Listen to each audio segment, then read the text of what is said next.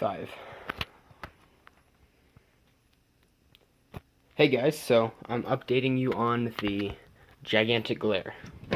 On the green tree python today, we finally got him into his neck-sized enclosure. He's getting good white spots along his sides. My camera's been pretty finicky and pretty weird lately. So I'm not going to be able to get the same close-ups that I used to. I'm going to have to get it checked out.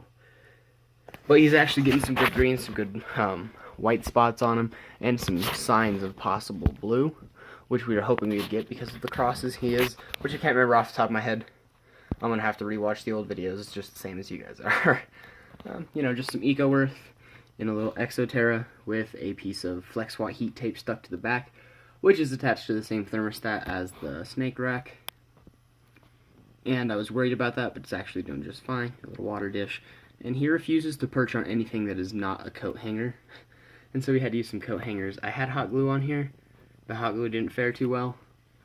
It doesn't bond to glass. And so I essentially used the equivalent of JB Weld. And that held it on pretty great. He's been in here for a little while. He's got up there, which is a kind of cool-ish spot. That one right at the very top right is definitely the basking. Below that's a little bit warmer, and these ones right here are definitely just some lukewarm-ish at the front and cool down basking in the cool down perching the further away from it you go. He seems to really enjoy the space. I posted pictures of him and his new enclosure onto some of the green tree python groups, and like I said, my camera's been weird. I haven't been able to pick up the good amounts of green, and the pictures I got didn't really show off his size too well. So a lot of people were freaked out, like, oh, why were you putting a neonate in such an open, large enclosure? I hope you have a tub ready. We've had him for almost a year, and he was a couple months old when we got him, so he's definitely past the neonate stage, and he is into his yearling year.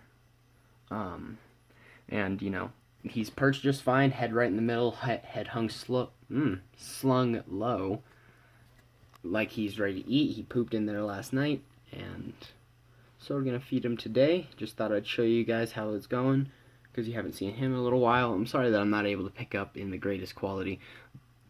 And his color isn't too pretty right now anyway. If you've ever had a green tree, and when they're right in that phase where they're getting ready to turn green, but they're still kind of yellow, they kind of just look brown. But this flash on my camera is making him seem a lot brighter yellow. I can try getting another shot.